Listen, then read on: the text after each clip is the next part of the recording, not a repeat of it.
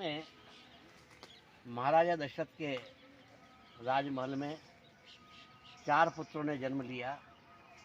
चारों पुत्र एक साथ जन्मे।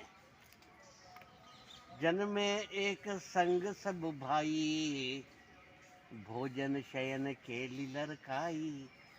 चारों ने एक साथ जन्म लिया। चारों एक साथ भोजन करते थे, एक साथ सोते थे, एक साथ पढ़ने जाते थे, एक साथ खेलते थे। तो उन चारों का विवाह भी एक साथ ही हुआ। और राम का विवाह सीता से, लक्ष्मण का उर्मिला से, भरत का मांडवी से और शत्रुघ्न का श्रुतकीर्ति से हुआ। जब 4 बहुएं एक साथ अयोध्या के राजमहल में आई, तब दशरथ जी ने सोचा कि मेरी बहुएं कितनी निपुण है, उसकी परीक्षा लेना चाहिए। क्योंकि बहुओं की परीक्षा हमेशा, जब बहू विवाह करके ससुराल में जाती है तो सबसे पहले उससे भोजन बनवा करके देखते हैं कि भोजन पाक कला में हमारी बहू कितनी प्रवीण है, कितनी निपुण है।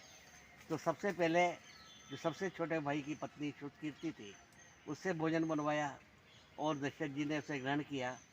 अगला भरत की पत्नी मांडवी से बनवाया, फिर उसे ग्रहण किया। फिर अगले दिन उर्मिला, उससे भोजन बनवाया, फिर उसे ग्रहण किया। अंतिम दिन बारी आई सीता जी की। तो सीता जी को भोजन बनाने के लिए जब रसोई में गई, तब उन्होंने ये विचार किया कि मैं आज जो भोजन बनाऊं तो ऐसा भोजन बनाऊं जो मेरे ससुर को सबसे ज़्यादा पसंद हो।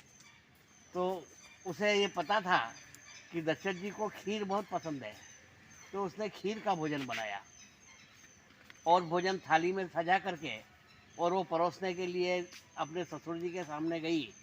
तो क्या हुआ कि देवयुग से उस समय हवा चल रही थी और उस खीर के कटोरे में एक तिनका आके गिर गया। अब सीता जी ने देखा दूर से कि वो भोजन करने के लिए उद्यत हुए और खीर के कटोरे में तो एक तिनका पड़ा हुआ है। तो उन्होंने कहा ये तो मेरी हेटी हो जाएगी कि मेरी पाक कला में कि इन्होंने खीर का कटोरा तैयार किया और उसमें तिनके पड़े हुए हैं। तो सीता जी ने अपनी दृष्टि उस तिनके पर डाली और तिनका जल करके भस्म हो गया। और इस घटना को दशरथ जी ताड़ गए और देख लिया कि अभी तो इस कटोरे में एक तिनका पड़ा हुआ था और अभी का भी ये तिनका कहाँ चला गया।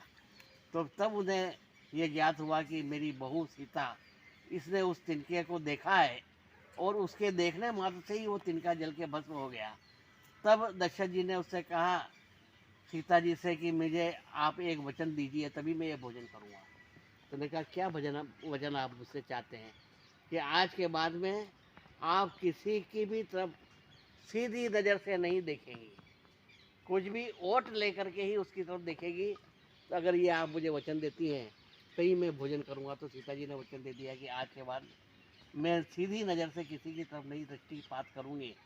तो जब रावण अशोक वाटिका में आया था मंदोदरी को लेकर के और उसने प्रस्ताव रखा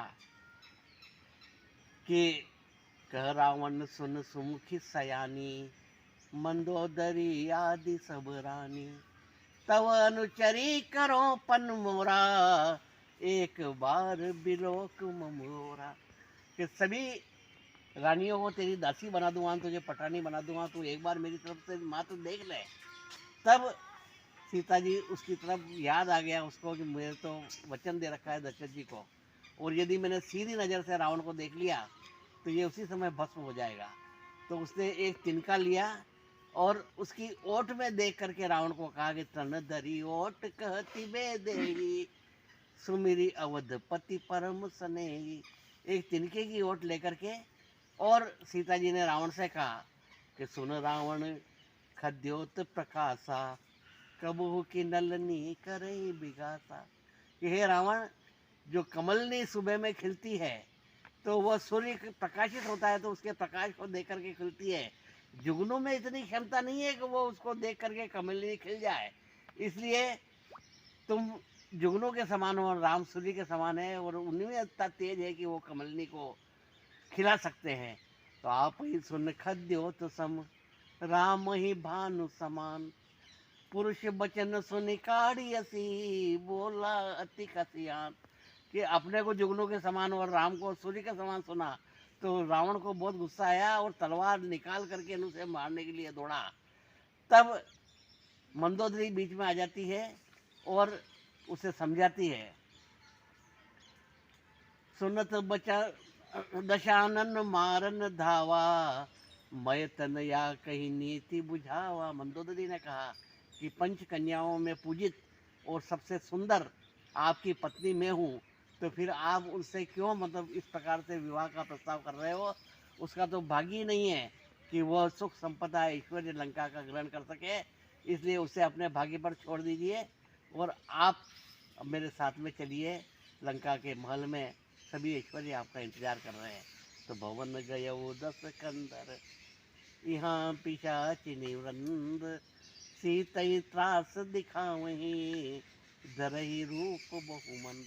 ऐसा कह करके रावण अपने लंका में चला जाता है और वहाँ पे राक्षसियों को आदेश देता है कि इस प्रकार से तुम सीता को दुखी करो ताकि ये दुखी होकर के मेरा प्रस्ताव स्वीकार कर। दशानन